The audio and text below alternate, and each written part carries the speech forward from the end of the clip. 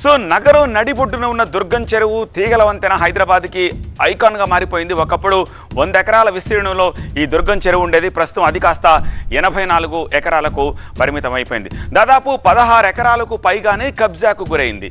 చెరువు అస్సలు విస్తీర్ణం కబ్జాల తర్వాత ఎలా మారిపోయిందో స్పష్టంగా మనకి ఈ విజువల్ని చూస్తే తెలుస్తుంది. 10 ఏళ్ల క్రితం దుర్గం చెరువు ప్రాంతాన్ని మీరు ఒక్కసారి చూడొచ్చు. నాన్ డెవలప్మెంట్ జోన్గా గుర్తించారప్పుడు.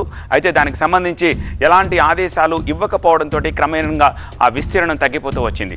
దుర్గం చెరువు చుట్టూ అమర్ సొసైటీ ఉంది, కావూరి హిల్స్ ఉంది, డాక్టర్స్ కాలనీ ఉంది, నెక్టార్స్ కాలనీ ఉంది. ఇలా ఎన్నో విలాసవంతమైన విల్లాలన్నీ ఆ చుట్టుపక్కల ప్రాంతాల్లో వెలిసాయి. కానీ ఇదంతా కూడా ఒకప్పుడు దుర్గం చెరువుకి సంబంధించిన ప్రాంతమే. ఎందుకంటే ఇది 100 ఎకరాల్లో ఉన్నది ఇప్పుడు 84 ఎకరాలకే ఉంది.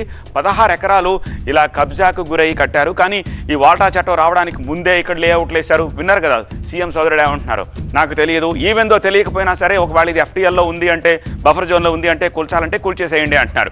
సో దుర్గం చెరువు చుట్టూ అక్రమంగా విలాసవంతమైన కట్టడాలు వెలిసాయి. ఇందులో రాజకీయ నాయకులు ఉన్నారు, ఇంజనీర్లు ఉన్నారు, రిటైర్డ్ బ్యూరోక్రాట్లు ఉన్నారు, ఎంతోమంది ఉన్నత స్థాయి వ్యక్తులు ఉన్నారు.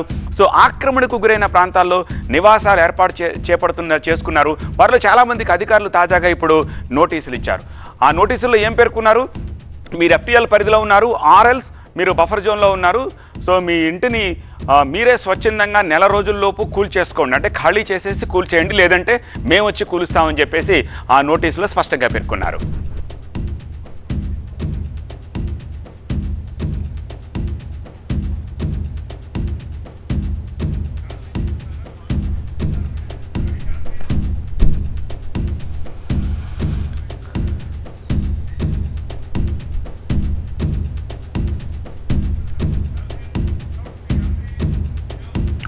సో ఈ 4 కాలనీలకి నోటీసులు ఇచ్చిన నేపథ్యంలో మరింత సమాచారం మా కరెస్పాండెంట్ ఎలేందర్ దుర్గం చెరువు నుంచి అందిస్తారు. ఎలేందర్, ఉన్నటువంటి పలు కాలనీలకు దాదాపుగా 200 ఇళ్లకు పైగా రెవెన్యూ అండ్ ఇటు ఇరిగేషన్ అధికారులు ఇవ్వడం జరిగింది. వాటికి సంబంధించి ఇంటికి FTL పరిధిలో అయితే F అని, బఫర్ జోన్ల పరిధిలో ఉంటే B అని చెప్పి నోటీసు ఇస్తూనే ఆ ఇంటికి ఆ మార్క్ మనం ప్రస్తుతం విజువల్లో చూస్తున్నట్టు F అనే మార్క్, అంటే FTL పరిధిలో ఉన్నట్టుగా వీళ్ళు దీంట్లో మెన్షన్ చేయడం జరిగింది. దీనికి సంబంధించి ఏళ్ళుగా మేము ఇక్కడే నివాసం ఉంటున్నాము, మాకు అన్ని పర్మిషన్లు అనుమతులు కూడా ఉన్నాయి, అప్పటి గవర్నమెంట్ కూడా మాకు అన్ని పరిమితులతో కూడినటువంటి పర్మిషన్లు ఇవ్వడంతో మేము ఇల్లు కట్టుకున్నాము. సో ఇప్పుడు ఇలాంటి సిచ్యువేషన్లో ఇవి నెల రోజుల్లో మమ్మల్ని ఇక్కడి నుంచి కాల్ చేసి వెళ్ళమంటే ఏంటి పరిస్థితి అనేది కూడా వీళ్ళు డిమాండ్ చేస్తున్నటువంటి పరిస్థితి కనిపిస్తుంది. ప్రస్తుతం కొంతమంది కాలనీ వాసులు ఉన్నారు, ఇక్కడ ఉన్నటువంటి వాళ్ళంతా కూడా గ్యాదర్ అయ్యారు. మనతో మాట్లాడేందుకు వాళ్ళని మాట్లాడించే ప్రయత్నం చేద్దాం. ఇప్పుడు ప్రోటోకాల్స్ ఏమైనా FTL చేసినప్పుడు ఏమైనా గైడ్ లైన్స్ ఇచ్చినారా, లేకుంటే మాకు ఎటువంటి నోటీసులు కానీ, లేకుంటే ఏదైనా మెజర్మెంట్స్ చేస్తున్నామని కానీ ఏమీ లేవు. సో ఇప్పుడు ఇది వచ్చేసి ఇది ఇంకొకటి, మనం డౌన్ పోర్ ఏరియాలో కూడా లేము. ఓకే, లేక్ అంతా మనకు డౌన్ ఉంది, మనం అప్స్ట్రీమ్లో ఉన్నాం. అప్స్ట్రీమ్లో వండుకుంటూ ఇప్పుడు ఇది వచ్చేసి ఇది FTL కింద అనడమే అసలు ఫస్ట్ ఆఫ్ ఆల్ వాళ్ళు ఇచ్చిన గైడ్ లైన్సే తప్పు.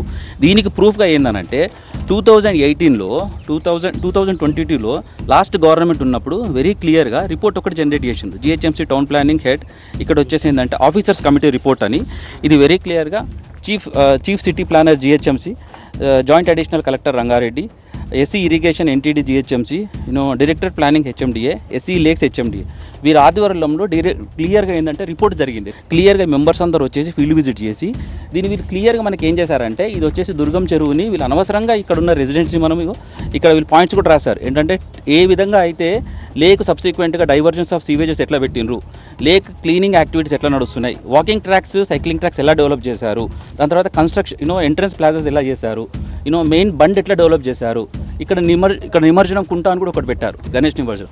సో ఇక్కడ ఒక్కొక్కటి ఎట్లా డెవలప్ చేశారు, ఏ విధంగా యాక్టివిటీస్ అనేది క్లియర్ ఇక్కడ మెన్షన్ చేశారండి. చేసుకుంటూ వీళ్ళు క్లియర్గా ఏంటంటే వీళ్ళ ఫైనల్ రిపోర్ట్లో ఇచ్చారు, మీరు అనవసరంగా we request government that association మెంబర్స్ని మీరు అనవసరంగా డిస్టర్బ్ చేయకండి. అండ్ ఇంకోటి ఏంటంటే మాటిగా మీరు నోటీసులు ఇచ్చి ఏదో ఒక రకంగా నోటీసులు ఇచ్చి వీళ్ళు డిస్టర్బ్ చేయకండి. అసలు FTL అనేది అసలు FTL లేదు ఫస్ట్ ఆఫ్ ఆల్. ఇప్పుడు ఇక్కడ మీరు చూస్తే కూడా అంత ఓల్డ్ పీపుల్.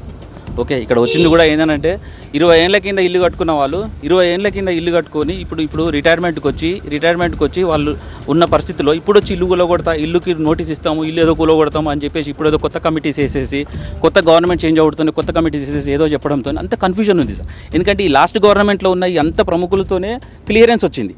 మళ్ళీ ఇప్పుడు వచ్చేసి MRO ఆఫీస్ గారి నుంచి మళ్ళీ ఏదో ఒక నోటీస్ రావడం, మళ్ళీ దానికి ఏంటంటే ఎవరు నిద్ర లేకుండా చేయడము. ఏంటంటే ఇక్కడ ముసలోళ్ళు ఉన్నారు, ఇప్పుడు ఎవరైనా ఏమవుతుందో ఎట్టి పరిస్థితి చూశారుగా, వాళ్ళ తప్పేమైనా ఉందా? ఆయన క్లియర్గా చెప్తున్నారు ఎవరెవరు ఎక్కడెక్కడ పర్మిషన్లు ఇచ్చారు, ఏ పర్మిషన్లు ఇచ్చారు. పర్మిషన్ లేకుండా 20-40 ఏళ్ల క్రితం కట్టుకున్నారా? కట్టుకుంటే చూస్తూ ఊరుకుంటుంది గవర్నమెంట్.